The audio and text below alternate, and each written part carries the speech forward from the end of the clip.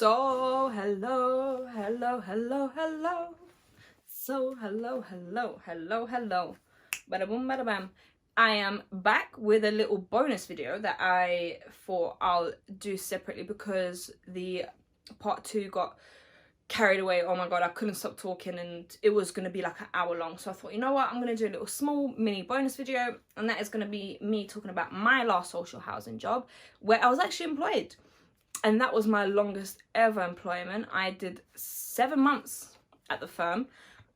So you guys that follow me on Instagram might know that I don't like being employed.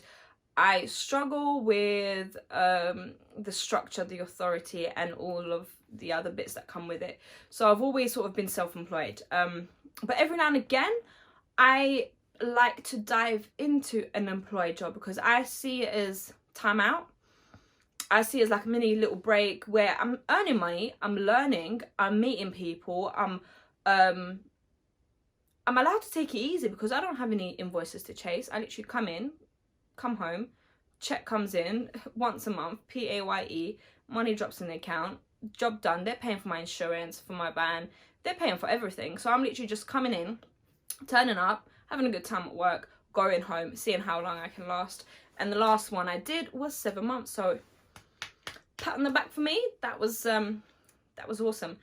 But yeah, why did I quit that job? Oh yeah, it was obviously, like I said, I don't do well with structural authority, and the main friction, I think, you know, you always have like that one manager that just for some reason just doesn't like people, and they just want to like ruin it for everybody else. So I had that kind of manager who was in charge of me basically, where she was just a bit mean for no reason, and just kind of made it very difficult for me, because one day she'll be super nice and like the other 4 days she'll be like a total pain, and then the days where she was nice to me, it was kind of like, oh well, she's actually nice, and then the rest of the day she'll be like, yeah, like I said, a pain.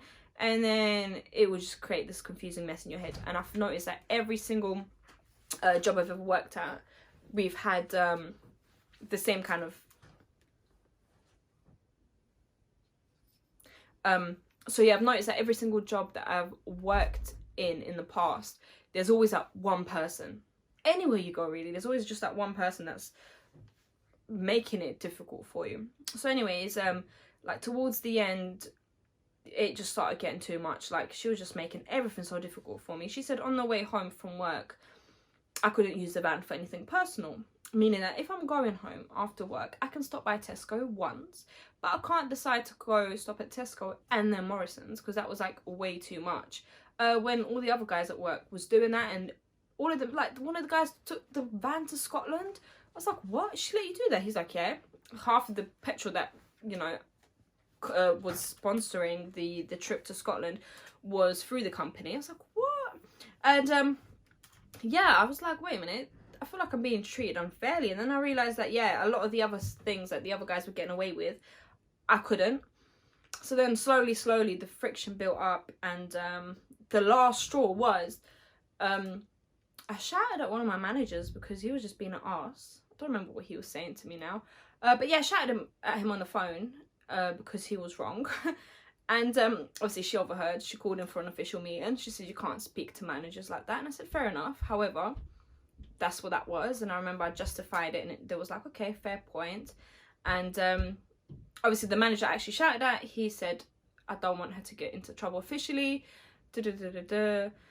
So anyway, just before the meeting, I got told for wearing earrings this size. Apparently, as an electrician, that is way inappropriate. And for me personally, I think if I wish to wear earrings this big on a job, health and safety kind of risk assessment wise, yeah, I guess it's sort of like PE, you know, I could snag it and then my ear would bleed, and then it would just be a disaster on a job when I'm changing a fuse box. And, you know, I guess metal, if I'm working with electricity, could get caught on a live wire.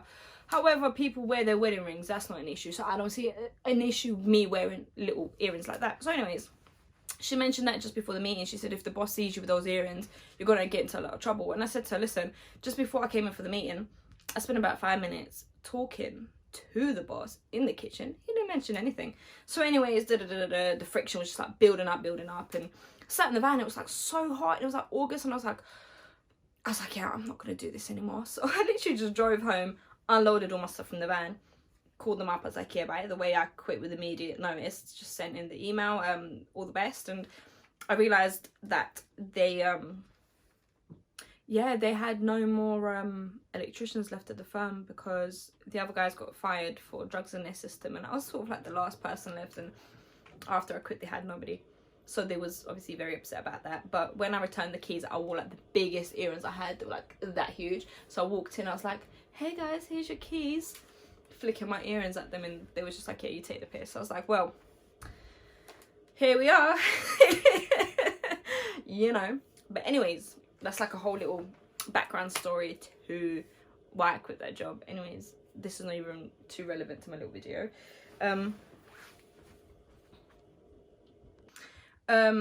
So yeah, I just kind of wanted to just go through the last social housing full-time job that I had. So basically, after being self-employed, I like to every now and again jump into an employed job to help me get back into routine, because being your own boss is hard sometimes, because you can have a month off work, and if you're you know you got enough savings or other investments coming in, you can literally not work for a month and you will not feel any kind of effect on your finances. That means that you will just literally fall out of routine and everything starts turning into a disaster. So I like to get a job every now and again to literally help me get back into the routine. You get to meet some new sparky friends, you know, get some knowledge, and just have that steady income where, you know, every month on that specific date, you will have that specific amount of money drop into your account. And it just kind of like, it's, for me, I personally use like a little break, rest period, because I don't have to advertise, I don't have to send out invoices, I don't have to do anything. I don't have to speak to wholesalers on my behalf. I don't have to negotiate prices, chase up quotes, deal with complaints. I don't have to do anything. Literally, I wake up, put my clothes on, turn up, put up some lights, do some tests, come home, relax, phone off. Absolutely love it. And the thing that basically sold me to it is the fact that they offered me a whole van, and they was like, yeah, we'll pay for your petrol and you're going to be working around the whole country. And you have the opportunity to do out of hours. I was like, yeah, you know what, this is absolutely perfect for me. The wage I was on was 32k a year. That's about 666 per month. So that's about £133 a day before any deductions.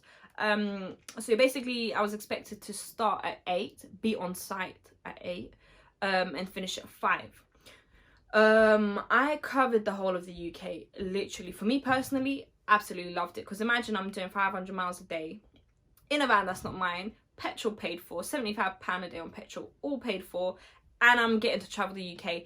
And it happens to be that lockdown started while I had this job. So imagine, in the middle of lockdown, everybody's sitting at home, you know, worried about, you know, not being able to leave the house, and here I am with an employed job, getting to drive to Norfolk and back, Aylesbury and back, Southend and back, literally. So like on a Monday I'd be in Norfolk, Tuesday I'd be in Saffron Walden and Cambridge, and Wednesday Southend, Thursday in Aylesbury, and Friday Milton Keynes. That would be literally my week all over the UK. But yeah, obviously the price would include me driving back home. When you have a set workplace every day, the travel to work is basically included in your price. So when you have a different location that you start at every day, that doesn't work like that anymore. So let's say your fixed location is an hour away. So that means an hour's worth of traveling time is included in the price that you get for your jobs a day, or whatever else, your day rate. But let's say your first job is 2 hours away. So now, because of your contract, the way it works is that because it's a different place now, you basically are entitled to claim like an extra hour, or have them pay for it. If they want you to get in earlier, they have to pay for the extra hour. Or I just used to tell them, like, listen mate, I'm gonna leave at 7 o'clock no matter what, because you get an hour of my traveling time. So if I leave at 7 every day, if the job is 2 hours away, I will get there at 9 o'clock. Yeah, you know I'm getting at. You know I'm getting at. I make a good employee. So if anybody wants to employ me, hit me up. I'll think about it for like 2 months. But anyways, listen, let's carry on. I was also expected to pass a drug test, meaning I am not allowed to do any drugs at all. So no cocaine or heroin or crack or whatever people do, or cannabis. I've never tried like cocaine and crack and all of that stuff in my life. Nothing against the people that have. But there is a lot of people in the company who love a bit of cocaine. I don't know what it is about that drug. So there was a lot of people who, especially like the management, random drug tests came up, bam, everybody failed on cocaine. See ya. Literally weeks notice, everyone's gone. So you have to pass the drugs test to have this job that I was doing, and most of the social housing jobs want you to pass a drugs test now, because you are working with vulnerable people. Cannabis as well, you cannot smoke weed. So on a hard day after work, you want to go home, you can't. So yeah, you have to pass a drugs test literally at your interview. So when I turned up to the interview, they literally met me. Where's your qualifications? Let's scan those. Also, pee in this pot. Lady followed me into the cubicles, literally listening in a cubicle like this. I've got pee in it. Then I had to carry it onto the interview table. Bear in mind, I've got the girl and the 2 managers there. We're all literally sitting there watching my pee in a pot, making all the colours up, like to say pass, pass, pass, you know, like I've passed all the drugs tests or whatever. That was very awkward. So imagine literally we're staring at my pot of pee. And the thing is, I forgot about the pee test. So before I even got there, I kind of used the toilet before I left. So when I got there, they was just like forcing me to drink tea and water. It was crazy. So basically, pass a drugs test, and every now and again they'll randomly drug test you, and a lot of the guys got fired. So the other electrician as well, yeah, he failed the drugs test, so he was gone. But yeah, again, oh yeah, they give you a tester as well, so I never had to use my tester. But even that, they never gave me testing jobs. I think they only started giving me testing jobs like 2 weeks before I quit. So the first couple months was no testing at all, and they gave me a tester that I never used. Also like ladders as well, you're just expected to have the standard ladders, standard drill and stuff. But if you needed like a core drill to do a fan, they would give you that as well. I was like, listen, I'm an electrician, I don't core walls. And apparently your wrist can snap if you're holding it wrong. I know it's a bit princessy, but I was like, yeah, for that price, I'm not doing it. I'm not standing there for 1 day, literally making a hole in a wall. I'm an electrician. I'm not a hole maker. For fans, like standard stuff, fine. But like, I'm not coring a fan for £133 per day before my deductions. Anyways, yeah, because it's like a whole community, if you do need any ladders or whatnot, you can just call up one of the other colleagues. Are you in the area? Yes. Can I borrow your ladder? Yes. Can I borrow this? Yes. It's very, very cool. And then basically the opportunity that got me was the opportunity to do overtime and out of hours. So most of the other guys was doing extra hours between 5 and 7. I think they were paying like £30 per hour for those two, or £25 an hour for those 2 hours. But I refused to do that, and I said I'm going to do the out of hours instead. So the basic wage of $2,666 a month is very low after deductions and tax. Honestly, ridiculous. So my best month for this company, including the out of hours, my pay slip was $6,800 before tax, $4,800 after deductions. And obviously you got to bear in mind that I am using their van and petrol. So when I'm covering the out of hours, they let me use their van and petrol for whatever I want to do. So if I am going to Norwich for a call out from London, that means that I can do whatever I want on the weekend. So if I wanted to drive to Glastonbury for the weekend, you know, just literally there and back, as long as I can respond to a call out within 4 hours, I'm allowed to go anywhere. So anything within 2 hours, I could use their petrol and van to do it. So if I wanted to, I don't know, literally drive to the beach and back, that's their petrol. That was awesome for me, because that meant that I'm saving a lot of money on petrol.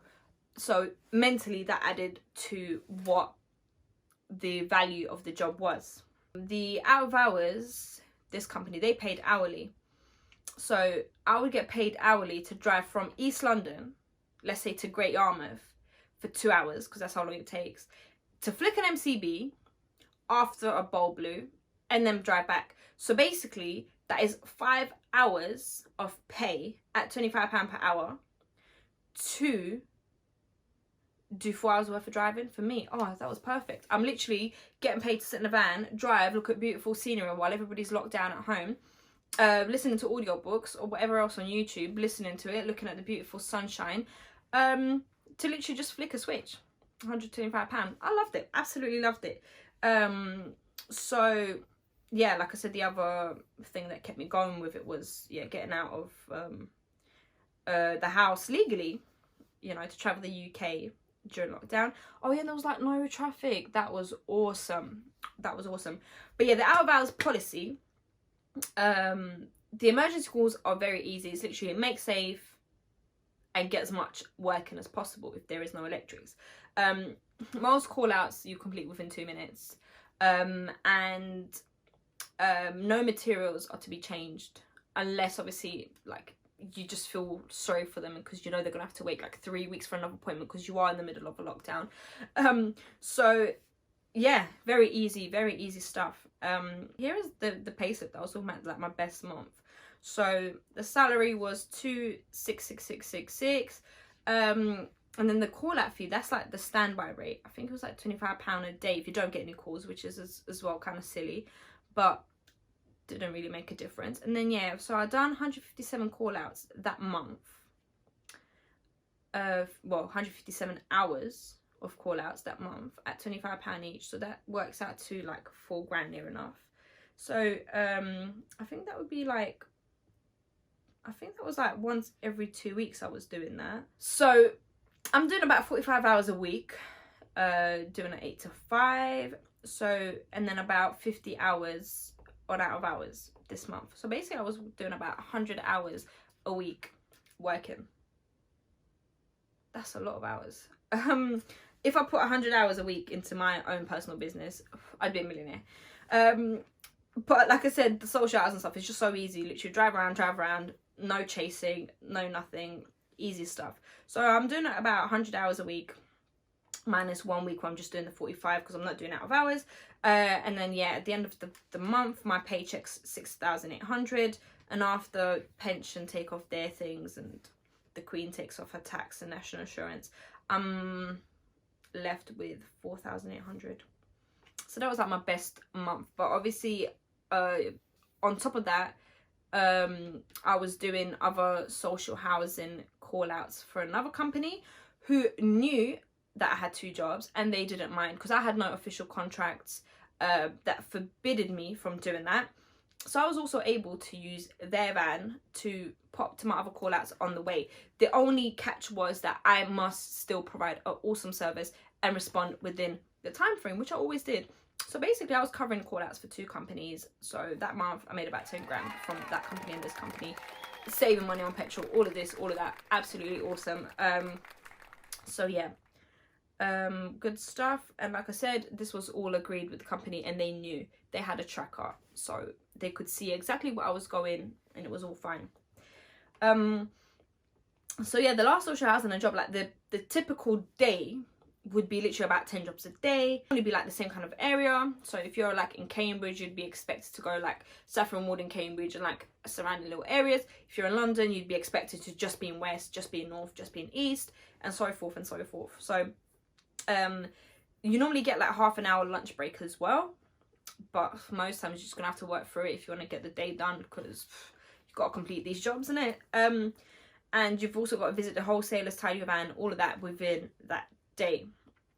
So then you can expect about 1 or 2 of these to be on no access, and maybe another emergency or 2 to come through at about 2 p.m. that you'd also be expected to take on. So yeah, about 10 jobs a day. So it literally be something like this, like change lamp on the 3rd floor, block 1. Literally next block down, you're changing a 28-watt lamp. Then next job, replace bathroom bulkhead. Next job, replace bathroom pull cord. Next job, double socket sparking in a bedroom, replace or make safe. Storage heater not working, quote for a new one.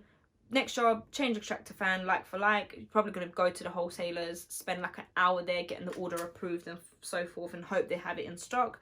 Then you're going to go to change a cracked pendant, replace kitchen light fitting, and then replace smoke alarm battery in the hallway. Most times you just replace the whole thing. And then 5 o'clock, you can expect them to start sending you the out of hours jobs, and you get about 4 hours to respond. Normally they'll send you about 3 to start off with, and then you finish them, and they just keep sending you more and more. So yeah, that was my last employed job that I had. It was quite good. And I've had quite a few employed jobs, but well, quite a few. When I say quite a few, I mean 3. That was my 3rd one, my last employed job. So yeah, I've had 3 employed jobs since I've been 18. And all of them have been for electrical companies, and the longest one was 7 months. And they've all been housing association stuff. So I guess I'm quite experienced. And like I said in my previous videos, I did work in the office doing admin work, hence why I know a lot of the codes off by heart and the prices. Because I was literally on the other end. This is before I got into being a Sparky. I was on the other end typing stuff up. I was like, change light bulb, this code, that code. And then after all, I was like, wow, man, that looks fun. I don't want to look at the computer screen forever, so I'm just gonna go and train and be a Sparky. And yeah, that was that. Money is quite low when you're at the bottom of the hierarchy, but there is always potential to earn more. And it's super easy stuff, literally, because if you can't complete a job or it's too hard, you can't find the fault, all you do is call up, more time required, they will just send somebody else to go and do it if you're not even in the next day. Or literally just tell them, I can't go back to that job, it's too much for me, I can't figure it out. And what, they've got no choice but to send somebody else. So literally, it's like one of the easiest things I've ever done, and it's really good for learning, because if you genuinely can't find the fault and you're struggling, they will send somebody else. And what you do is call that electrician after, hey, did you find the fault, Paul or John? And he's gonna say, yeah, you know, it's like, you know, the bedroom upstairs, lifted up this, lifted up that, there was like a loose cable in there, and found it. And you'll be like, oh yeah. And then you learn through that as well. And because the clients, the tenants, are not paying for the jobs directly, most of them don't really care how long you spend on site. They don't really care about a lot of stuff because they're not paying, so it's not like they have a choice anyways. So if you're there for like 3 hours fault finding, you can just like phone the office, tell them, you know, you're stuck on a job, and you can literally spend the whole day fault finding if you are determined to find the fault, which I've done a few times, where I'm just like, that's it, I'm not leaving until I find this fault. And I will stay there for half the day if I have to, until I find the fault. And then when you find it, you're like, oh, you feel amazing. But yeah, thanks for watching. I'll see you guys soon. Thanks for watching.